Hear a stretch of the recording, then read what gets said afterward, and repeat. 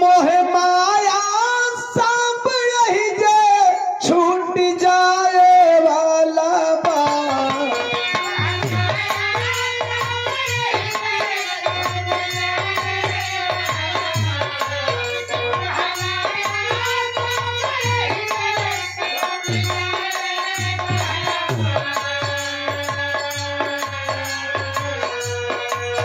मोह माया सब यही जे छूट जाए वाला बा। समान बन मानी उड़ जाए वाला बा।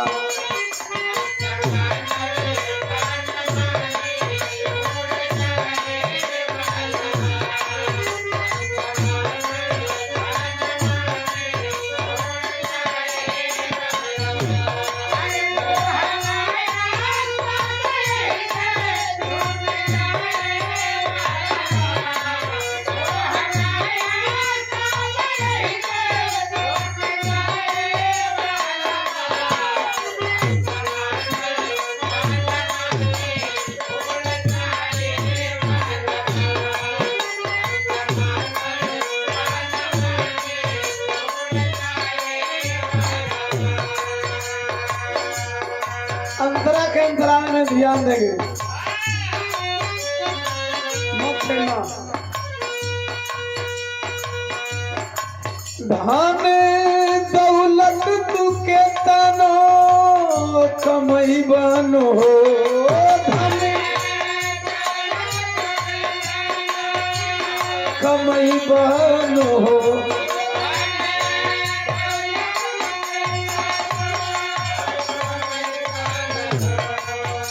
अब जान गए फल कहाँ है। सबका बदे लाइन बा। तूफान भैया बदे भी, श्याम भैया बदे भी, ज्योति बदे भी, सब कुछ एजे छोड़ के चल जाए। 4 दिन का जिंदगी बा, प्यार से हंस के बोल के जी लेके खाऊंगा। धन दौलत तू के तनो कमई बन हो। धन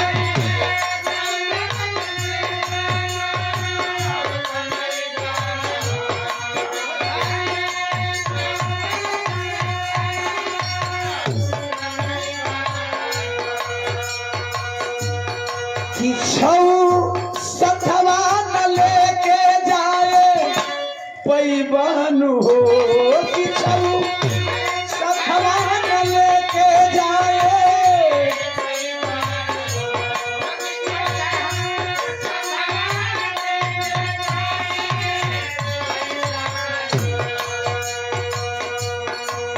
धन दौलत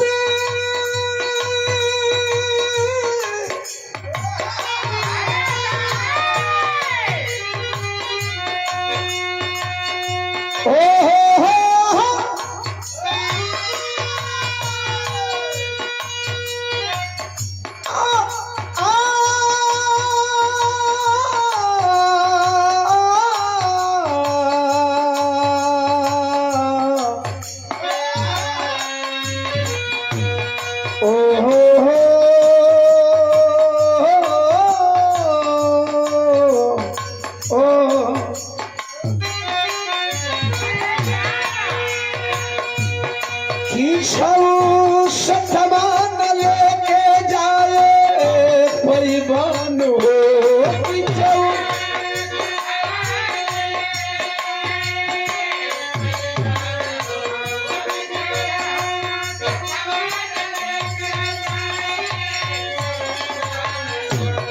आखिर कुछ ना जाए, घर बंगला गाड़ी घोड़ा रुपया पैसा खेती गृहस्थी बाड़ी बगीचा हॉस्पिटल के चेयर कुल रह जाई तो जाई का।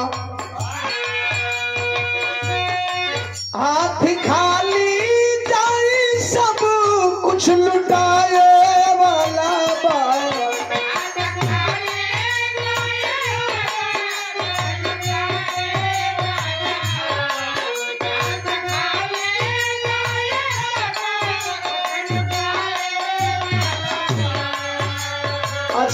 अजीब दस्तूर है ना जिंदगी का। आदमी आता है मुट्ठी बांध करके, जैसा लगता है कि बहुत सारी दौलत लेकर के आता है, लेकिन जाते टाइम हाथ खोल देता है, अर्थात अब मेरा कुछ नहीं है।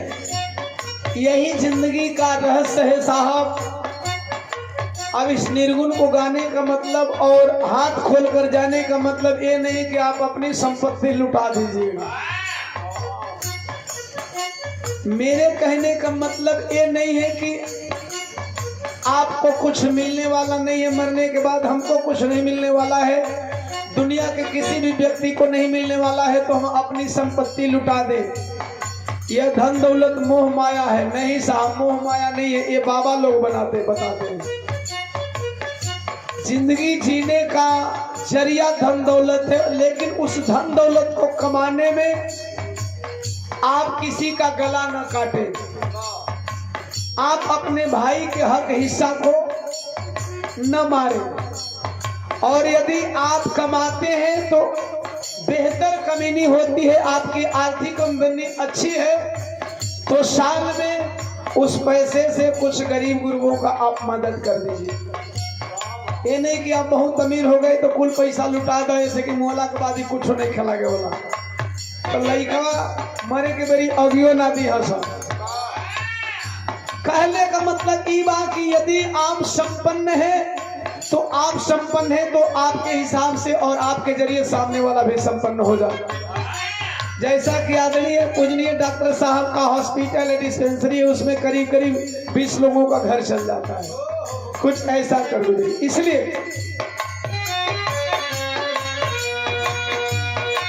हाथ खाली जाई सब कुछ लुटा है वाला